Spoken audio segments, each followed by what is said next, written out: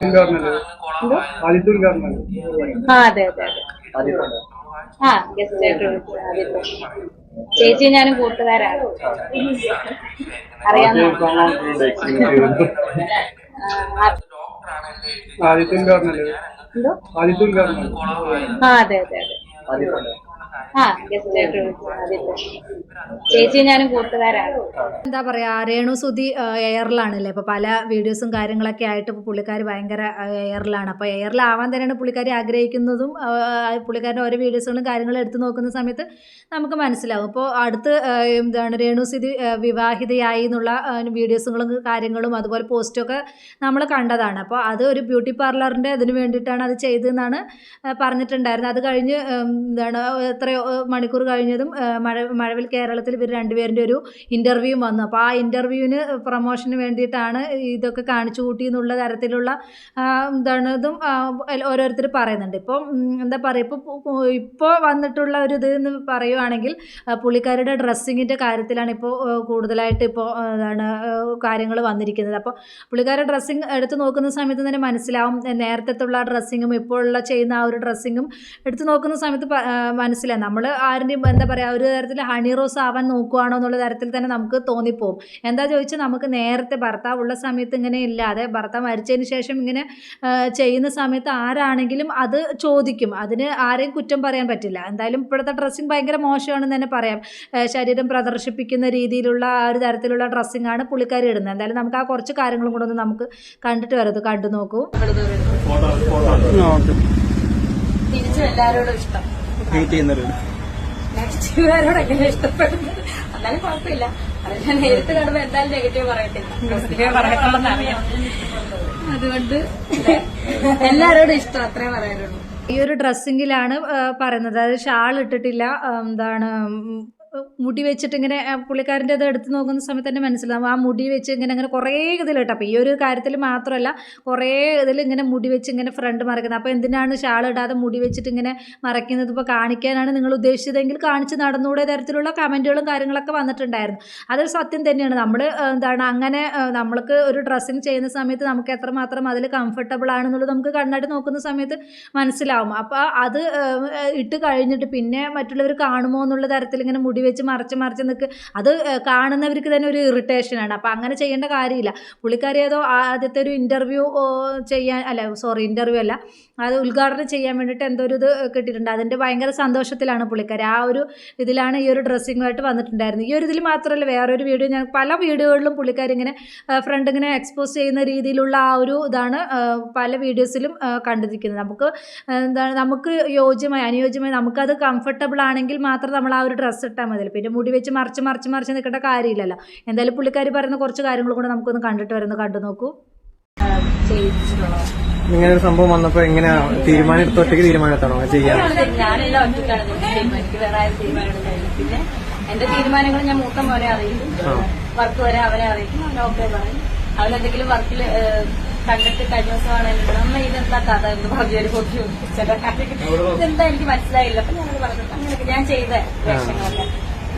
അപ്പോൾ പുള്ളിക്കാരി പറയുന്നത് ഞാൻ ഭയങ്കര തിരക്കിലാണ്, നാടകവും കാര്യങ്ങളൊക്കെ ആയിട്ട് ഭയങ്കര തിരക്കിലാണ്, അതുപോലെ തന്നെ റീൽസും ഇതൊക്കെ ഉണ്ടല്ലോ, അപ്പോൾ തിരക്കിൽ തന്നെ ആയിരിക്കും, ഭയങ്കര തിരക്കൊക്കെ ആണെന്നാണ് പറയുന്നത്. അപ്പം എന്താ പറയുക, ഇപ്പോൾ പുള്ളിക്കാരി ഇത് പറയുന്നത് ഭയങ്കരമായിട്ട് നെഗറ്റീവ് കമൻറ്റ്സ് തന്നെയാണ് പറയുന്നത്. സുധിയുടെ വൈഫ് എന്നുള്ള, സുധി മരിച്ച ആ സമയത്ത് പുള്ളിക്കാരൻ്റെ ആ നടപ്പും പാവവും ഒന്നുമല്ല ഇപ്പോൾ. എന്താ പറയുക, ഇപ്പോൾ വേഷവിധാനം ആണെങ്കിലും പുള്ളിക്കാരി കൊടുക്കുന്ന റിപ്ലൈ ആണെങ്കിലും ഇപ്പോൾ ആരെങ്കിലും എന്തെങ്കിലും ചോദിക്കുമ്പോൾ തന്നെ പുള്ളിക്കാരി ഭയങ്കര കടിച്ചു കീറി തിന്നുന്ന രീതിയിലും എനിക്ക് ഈ നെഗറ്റീവിലൂടെ തന്നെ പോയാൽ മതി എന്നുള്ള രീതിയിലാണ് പുള്ളിക്കാരൻ്റെ സംസാരവും ഇതൊക്കെ. എന്നെ ഇത്രത്തോളം കൊണ്ടെത്തിച്ചത് ഈ പറയുന്ന ആളുകളാണ്, ഇവരുടെയൊക്കെ സഹായം കൊണ്ടാണ് എനിക്കൊരു വീട് വെച്ച് കിട്ടിയത് എന്നൊന്നും പുള്ളിക്കാരി ഓർക്കുന്നില്ല.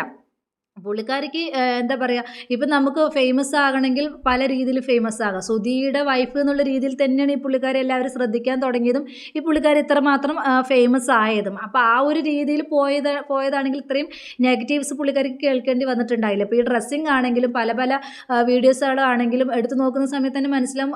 എന്താ പറയുക, മറ്റുള്ളവരെ ഇറിറ്റേഷൻ ചെയ്യിപ്പിക്കുന്ന രീതിയിൽ എനിക്ക് എന്തെങ്കിലും ചെയ്തിട്ടാണെങ്കിലും വേണ്ടില്ല, എങ്ങനെയെങ്കിലൊക്കെ എനിക്ക് വൈറലായാൽ മതി എന്നുള്ള രീതിയിലുള്ള ഡ്രസ്സിങ്ങും അതുപോലെ അതുപോലെയുള്ള റീൽസും കാര്യങ്ങളൊക്കെ ഇടും, മറ്റുള്ള വെറുപ്പിക്കുകയാണ് ചെയ്യുന്നത്. ആ വെറുപ്പിച്ചിട്ടാണെങ്കിലും എന്നെ ആളുകൾ കാണണം, എന്നെ ആളുകൾ ശ്രദ്ധിക്കണം എന്നുള്ള തരത്തിലാണ് പുള്ളിക്കാരുടെ പോക്കും ഇതൊക്കെ, സംസാരങ്ങളാണെങ്കിലും പോക്കാണെങ്കിലും എല്ലാം. പിന്നെ പറയുന്നുണ്ട് എൻ്റെ മൂത്ത മോൻ്റെ അടുത്ത് എല്ലാം പറയാറുണ്ട് എന്നൊക്കെ പറയുന്നുണ്ട്. അത് പറയുന്നുണ്ടോ എന്താണെന്നുള്ളത് നമുക്ക് അറിയില്ല. അപ്പോൾ എന്താണ്, ആ മോനും ഇതുവരെ ഒരു മീഡിയൻ്റെ മുമ്പിൽ വന്നിട്ടും ഇങ്ങനെയുള്ള കാര്യങ്ങളൊന്നും പറഞ്ഞിട്ടുമില്ല. പുള്ളിക്കാരൻ മോനാണെങ്കിൽ ഇവരിൻ്റെ കൂടെയല്ല താമസിക്കുന്നതും, അച്ഛമ്മൻ്റെ കൂടെയാണ് പുള്ളിക്കാരൻ താമസിക്കുന്നത്. അതും ഒരു പക്വതയത്തെ ഒരു കുട്ടിയാണ്.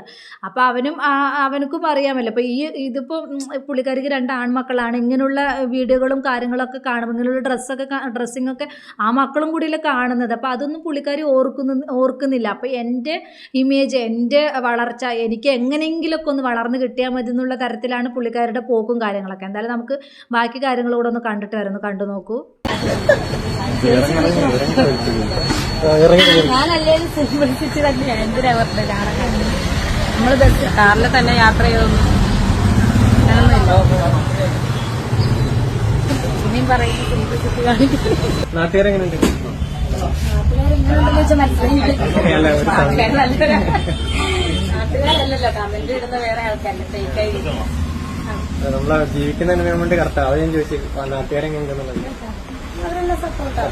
ഫേക്ക് ഐ ഡി ഒന്നുമില്ല. ഫേക്ക് ഐ ഡി മാത്രമൊന്നുമല്ല, അല്ലാതെ സ്വന്തം ഐ ഡി നിന്നും ആളുകൾ ഈ പുള്ളിക്കാരെ വിമർശിക്കുന്ന തരത്തിൽ ഭയങ്കരമായിട്ട് നെഗറ്റീവ് പറയുന്നുണ്ട്. ഈ പറയുന്നത് നമുക്ക് തന്നെ കാണുമ്പോൾ മനസ്സിലാവും എന്തുമാത്രം ഇതായിട്ടുള്ള രീതിയിലാണ് പോക്കും കാര്യങ്ങളും എന്നുള്ളതൊക്കെ നമുക്ക് തന്നെ മനസ്സിലാവും. അപ്പോൾ പിന്നെ ഈ പുള്ളിക്കാർ ഇത്രത്തോളം കൊണ്ട് എത്തിച്ച ആളുകൾക്കും ഇത് പറയാനുള്ളതുണ്ടല്ലോ. അപ്പോൾ എനിക്ക് ഇരിക്കാനുള്ള വീടില്ല എന്നുള്ളത് ഒരു തരത്തിൽ എല്ലാവരും കൂടി സഹായിച്ചിട്ടാണ് വീട് ഉണ്ടാക്കി കൊടുത്തത്. ഇപ്പം നമുക്ക് ഒരാളുടെ ഔദാര്യത്തിൽ നമ്മളൊരു വീട് അല്ലെങ്കിൽ നമുക്കൊരു ജോലി കിട്ടുകയും ചെയ്തു കഴിഞ്ഞാൽ ആ ആളുകളുടെ എപ്പോഴും നമുക്ക് ആ ആളുകളുടെ ആ ഒരു ഇത് നമുക്ക് കേൾക്കേണ്ടി വരും. അല്ലെങ്കിൽ നമ്മൾ അധ്വാനിച്ച് നമ്മളുടെ ഇതിൽ നിന്നാണ് നമ്മളൊരു വീട് വെച്ചത്, നമ്മളല്ലെങ്കിൽ ഒരു സംരംഭം തുടങ്ങിയതെങ്കിൽ നമുക്ക് ഈ പറയുന്ന ആളുകളുടെ ഒന്നും കേൾക്കേണ്ട കാര്യം വരില്ല. ഇപ്പോൾ ഈ പറയുന്ന ആളുകളെല്ലാം സഹായിച്ച് ഒരു വീട് നിർമ്മിച്ചു കൊടുത്തു. പിന്നെ ഈ പുള്ളിക്കാരി എല്ലാം തികഞ്ഞതിന് ശേഷം ഇങ്ങനെ തന്നിഷ്ടപ്രകാരം ഓരോന്ന് ചെയ്തു കൂട്ടുന്ന സമയത്ത് ഈ ആളുകളെല്ലാം അതെടുത്ത് പ്രതികരിക്കും. ഞങ്ങളുടെയൊക്കെ ഔദാര്യമാണ് നിനക്ക് ആ വീട് കിട്ടിയത്, നിനക്ക് ആ വീടിന് യാതൊരു അർഹതയില്ല, അർഹതപ്പെട്ടവർക്കായിരുന്നു ആ വീട് നൽകേണ്ടതെന്നുള്ള പലതരത്തിലുള്ള കമൻസും കാര്യങ്ങളും. അതുപോലെ തന്നെ ഇങ്ങനെയുള്ള ഇതൊക്കെ ചെയ്യുന്ന സമയത്ത് ഇതൊക്കെ നമുക്ക് കേൾക്കേണ്ടി വരും. അത് എല്ലാം ചെയ്ത് കൂട്ടിയിട്ട് പിന്നെ അവരങ്ങനെ പറയുന്നതാണ് ഫേക്ക് ഐ ഡി എന്നാണ് ഇങ്ങനെ വന്ന് പറയുന്നത്.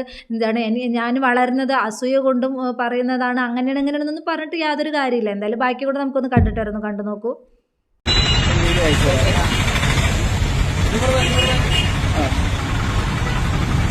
കമൻസ് ഞാൻ വായിക്കാട്ടോ. രേണു ചേച്ചി സന്തോഷമായിരിക്കുക, ഒരു കാര്യം പറയാതെ വയ്യ, ഡ്രസ്സ് ഒന്ന് ശ്രദ്ധിക്കണം. അത് ശരിയാണ്. പിന്നെ ഒരാൾ കൊടുത്തിരിക്കുന്ന ആ ഡ്രസ്സൊക്കെ കുറഞ്ഞു വരാൻ തുടങ്ങി, ഇനി അങ്ങോട്ട് എന്തെങ്കിലുമൊക്കെ കണ്ടാൽ മതിയായിരുന്നു.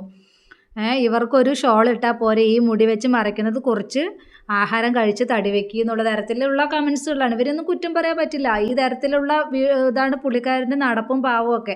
ഇപ്പോൾ അങ്ങനെയുള്ള ഡ്രസ്സ് ഇട്ടിട്ട് മുടി വെച്ചിട്ട് ഇങ്ങനെ വലിച്ചിടേണ്ട കാര്യമില്ലല്ലോ. ഒന്നില്ലെങ്കിൽ ഒരു ഷാൾ ഇടുക, അല്ലെങ്കിൽ അതിനനുസരിച്ച് മറയ്ക്കുന്ന രീതിയിലുള്ള ഡ്രസ്സ് ഇടുക. പിന്നെ കാണിക്കേണ്ട രീതിയിൽ ഡ്രസ്സ് ഇട്ട് കഴിഞ്ഞിട്ട് പിന്നെ ഈ ഷാൾ വെച്ച് മുടി വെച്ച് ഇങ്ങനെ ആക്കുന്ന സമയത്ത് ആളുകൾ അത് ശ്രദ്ധിക്കും, ആളുകൾക്ക് അത് പെട്ടെന്ന് മനസ്സിലാവുകയും ചെയ്യും. ഒന്നാമത് പബ്ലിക്കിന് മുമ്പിൽ വന്നിട്ട് ഇങ്ങനെയൊക്കെ കാണിച്ചു കൊടുക്കുന്ന സമയത്ത് നമ്മൾ ചെയ്യുന്ന ഓരോ കാര്യങ്ങളും ഈ പബ്ലിക് ശ്രദ്ധിക്കും എന്നുള്ളതാണ് വാസ്തവം. നമ്മൾ എന്ത് ചെയ്യുകയാണെങ്കിൽ, നമ്മൾ ഒരു പബ്ലിക്കിന് മുമ്പിൽ വന്നിട്ട് പറയുകയാണെങ്കിലും അതുപോലെ തന്നെ ചെയ്യുകയാണെങ്കിൽ നമ്മൾ കുറേ കാര്യങ്ങൾ ശ്രദ്ധിക്കാനുണ്ട്. ഇത് എല്ലാം എക്സ്പോസ് ചെയ്യുന്ന രീതിയിൽ വന്നിട്ട് ഡ്രസ്സ് ഇട്ടിട്ട് വന്നിട്ട് ഇങ്ങനെ കാണിക്കുന്ന സമയത്ത് ഇങ്ങനെ ഇട്ട് കാണിക്കുന്ന സമയത്ത് ആളുകൾക്ക് അത് പെട്ടെന്ന് അത് ക്യാച്ച് ചെയ്യും. അതാണ് ആളുകൾ ഇങ്ങനെയുള്ള കമൻസുകളും കാര്യങ്ങളൊക്കെ പറയുന്നത്. അതിന് അവരെ കുറ്റം പറയാൻ പറ്റില്ല. അത് എൻ്റെ ഇഷ്ടത്തിനാണ് എൻ്റെ ഡ്രസ്സ് ധരിക്കുന്നത്.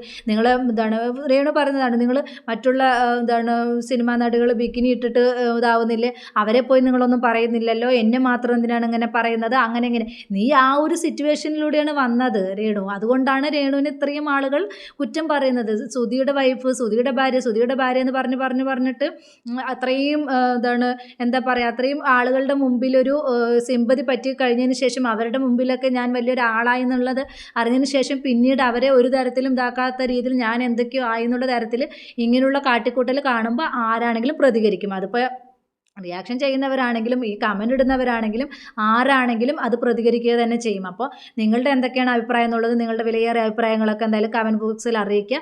അപ്പോൾ ഇത്രയുള്ള എൻ്റെ ടോപ്പിക് പുതിയൊരു ടോപ്പിക്കുമായി നമുക്ക് വീണ്ടും കാണാം.